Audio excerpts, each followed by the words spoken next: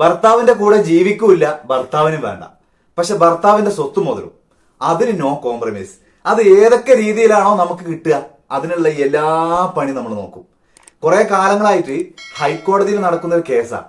അപ്പൊ കഴിഞ്ഞ ദിവസം അതിന് ഒന്നും കൂടി ഒന്ന് പുഷ് ചെയ്തിട്ട് പുതിയ വിവാദങ്ങൾ ഉണ്ടാക്കി. കണ്ടുനോക്കി. മാസം 10 ലക്ഷം രൂപ ജീവനാംശം നൽകണമെന്ന് ക്രിക്കറ്റ് താരം മുഹമ്മദ് ഷമിയുടെ ഭാര്യ സുപ്രീം കോടതിയിലും. ഹർജിയിൽ ഷമിക്കും പശ്ചിമബംഗാൾ സർക്കാരിനും നോട്ടീസ് അയച്ചിട്ടുണ്ട്. പ്രതിമാസം 4 ലക്ഷം രൂപ ചെലവിന് നൽകണമെന്ന ഹൈക്കോടതി ഉത്തരവിനെതിരെയാണ് ഷമിയുടെ ഭാര്യ ഹസിൻ ജഹാൻ ഹർജി നൽകിയിരിക്കുന്നത്. ഷമിയുടെ ഭാര്യ ഹസിൻ ജഹാനാണ് സുപ്രീം കോടതിയിൽ പുതിയ അപേക്ഷ നൽകിയിരിക്കുന്നത്. തനിക്കും മകൾക്കും ജീവനാംശമായി പ്രതിമാസം 10 ലക്ഷം രൂപ നൽകണമെന്ന ആവശ്യമാണ് പ്രധാനമായും ഉന്നയിച്ചിരിക്കുന്നത്. നേരത്തെ ഈ കേസ് പരിഗണിച്ച വിചാരണ കോടതി മാസം 1.5 ലക്ഷം രൂപയായിരുന്നു ഇത്തരത്തിൽ ഷമിയോട് ഭാര്യയ്ക്കും മകൾക്കുമായി നൽകാൻ നിശ്ചയിച്ചിരുന്നത്.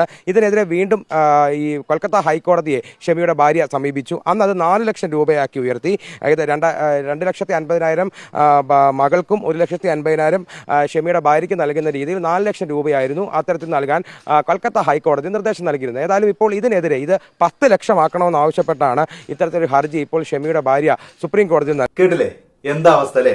1.5 ലക്ഷം രൂപ എല്ലാ മാസവും ഭാര്യക്കും മോൾക്കും ചെലവിന് കൊടുക്കണമെന്ന് കൊൽക്കത്ത ഹൈക്കോടതിയുടെ വിധി നിലനിൽക്കെ അത് പോരാ എന്ന് പറഞ്ഞിട്ട് പിന്നെയും കേസ് കൊടുത്തു.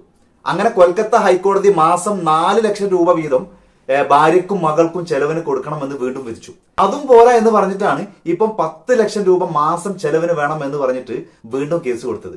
നോക്കണം എന്താ അവസ്ഥ അല്ലെ? ഡിവോഴ്സ് ആയി കഴിഞ്ഞാൽ ആ ഭാര്യക്ക് വേറെ കല്യാണം കഴിക്കാം. പക്ഷെ അവര് കഴിക്കൂല. എന്തുകൊണ്ടാണെന്നറിയോ?